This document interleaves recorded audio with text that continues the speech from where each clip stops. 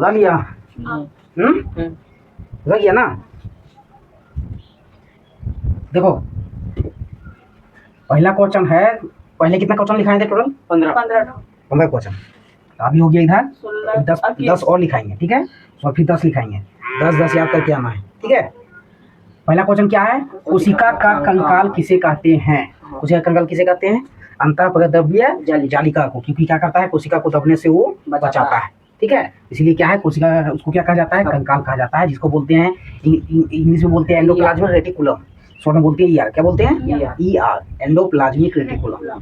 ER लिख दिया short में, हिंदी में लिख दिया अंतःप्रद्रव्य जालिका, ठीक। दूसरा क्वेश्चन है तुम्हारा, कोशिका में कार्बोहाइड्रेट और वसा का निर्माण कहाँ होता है?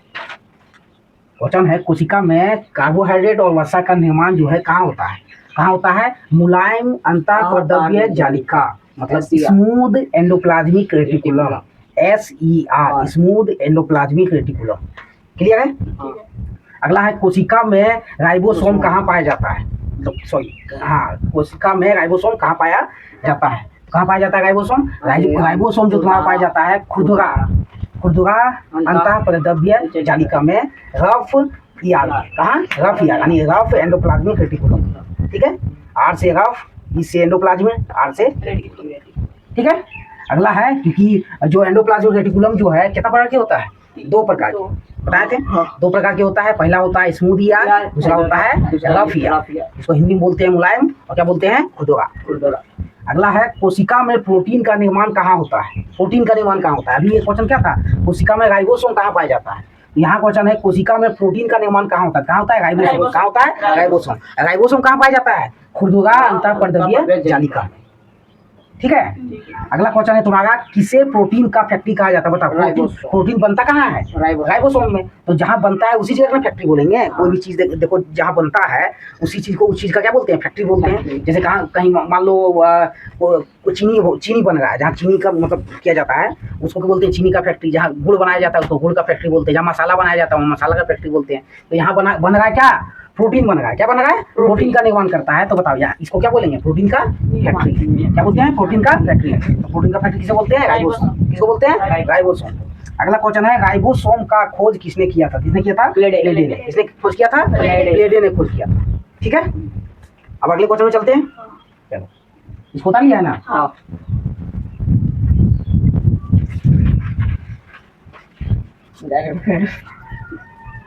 चलो देखो, दिख रहा है सही से?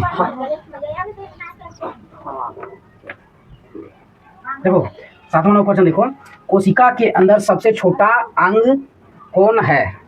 ठीक है, कोशिका के अंदर सबसे छोटा अंग कौन सा है? कौन सा है? राइबोसोम। राइबोसोम तुम लोग को बताया ना कैसा होता है? राइबोसोम बताए ना? हाँ। कैसा होता है? ऐसे बिंदी होता है, हाँ। ठीक है, थोड़ा है, छोटा है ना। उसको क्या बोलते हैं? राइबोसोम बोलते हैं। ये किसमें पाया जाता है? अंतःप्रद्रव्य जालिका। किसमें? खुरदुरा वाला में। किसमें? खुरदुरा वाला भाग में पाया जाता है, ठीक। अगला देखो जी, 8वां नंबर है, राइबोसोम कितने प्रकार का होता है? राइबोसोम कितना प्रकार का होता है? तो 2 प्रकार का। कितना प्रकार का? 2 प्रकार का। कितना प्रकार क्या है? 2। तो 2 कौन कौन है? 70S राइबोसोम है, और क्या है? 80S राइबोसोम, ठीक है। पहला क्या है? 70S और दूसरा 80S। अब 70S और 80S होता क्या है? S का मतलब होता है सेडिमेंटेशन कोफिशिएंट। क्या होता है? Sedimentation coefficient. ये किसी इकाई को दर्शाता है, मतलब छोटा से छोटा क्या है? इकाई। तो क्या करता है? दर्शाता है, ठीक है। तो ये देखो, ये 70S जो होता है हल्का होता है। क्या होता है? हल्का। और ये जो 80S है क्या होता है? भारी होता है। क्या होता है? भारी। क्योंकि 70 है, 80 है, बड़ा है, छोटा है, ठीक है। तो ये क्या होता है? हल्का। ये होता है भारी। 70S जो पाया जाता है तुम्हारा प्रोकैरियोटिक कोशिकाओं में पाया जाता है। किसमें पाया जाता है? प्रोकैरियोटिक कोशिकाओं में। प्रोकैरियोटिक कोशिका में कौन कौन आता है? देखा, एक कोशिकीय जीव आता है। कौन आता है? एक कोशिकीय जीव। जैसे हो गया वायरस। कौन हो गया? वायरस। जैसे कोरोना वायरस था ना, वैसे ही क्या है? किसमें आता है? प्रोकैरियोटिक कोशिकाओं में, यानी वायरस में, ठीक है। किसमें पाया जाता है? 70S किसमें पाया जाता है? वायरस में। किसमें पाया जाता है? वायरस में, यानी प्रोकैरियोटिक कोशिकाओं में, ठीक। अगला है 80S राइबोसोम। 80S राइबोसोम किसमें पाया जाता है? तो यूकैरियोटिक कोशिकाओं में पाया जाता है। किसमें? यूकैरियोटिक कोशिकाओं में। अब यूकैरियोटिक कोशिका को भी 2 भागों में बांटा गया है। किसमें? जंतु कोशिका और पादप कोशिका। ये दोनों पाया जाता है। यूकैरियोटिक कोशिका दोनों को मिला क्या बनाया गया? यूकैरियोटिक कोशिका। पादप और जंतु। पादप हो गया तुम्हारा पेड़ पौधा, पादप हो गया पेड़ पौधा, और जंतु हो गया तुम्हारा जानवर और इंसान, ठीक। इसमें क्या पाया जाता है? बहुकोशिकीय जो होता है। इसमें क्या पाया जाता है?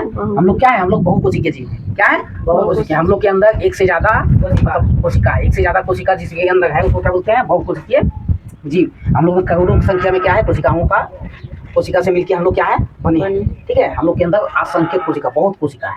ठीक है, उसको गिना नहीं जा सकता है। ठीक है, ये क्या होता है भागी होता है। ऐसा क्लियर हो गया। और इसमें एक आ सकता है, इसमें आ सकता है तुम्हारा कवक। कवक भी क्या है, बहुकोशिका होता है। ठीक है, अगला तुम्हारा 9 नंबर क्वेश्चन है, गोल्जी बॉडी का खोज किसने किया था? गोल्जी बॉडी का खोज किसने किया था? कैमिलो गोल्जी ने। किसने खोज किया था? कैमिलो गोल्जी ने। ठीक है, 10वां नंबर क्वेश्चन है, गोल्जी बॉडी का कार्य क्या है या क्या काम करता है? कोशिका के अंदर होता है तो काम क्या करता है?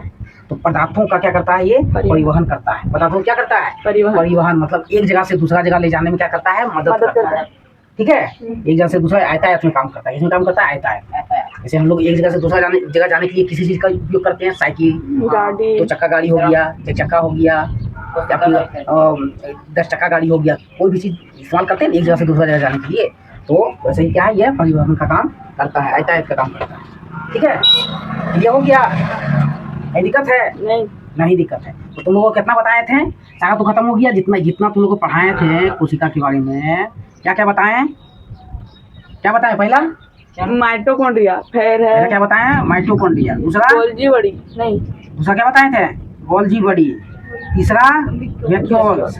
चौथा राइबोसोम, एंडोप्लाज्मिक रेटिकुलम। क्या? ईआर। क्या था? ईआर। उसके बाद राइबोसोम बताए ना।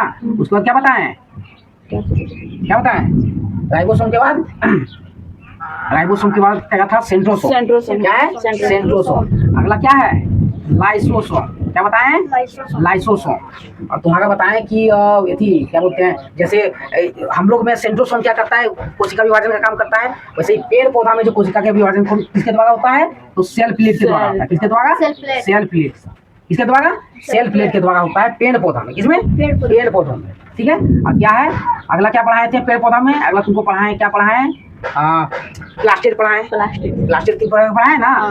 ल्यूकोप्लास्ट पढ़ाए।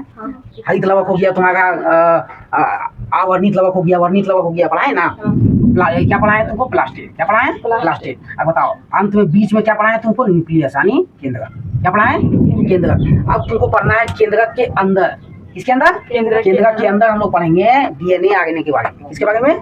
डीएनए आरएनए, जीन क्या होता है, इन सभी चीजों के बारे में हम लोग देखेंगे। ये क्वेश्चन समझ में आ गया? रोज हम कम से कम तुम लोग को 10-10 क्वेश्चन दिखा के देंगे। ठीक है, तो क्या करना है, घर में जाके प्रैक्टिस करना है। क्लियर है? ठीक है, मिटा दे इसको। कोशिका जितना था तुम लोग का लगभग खत्म हो चुका है।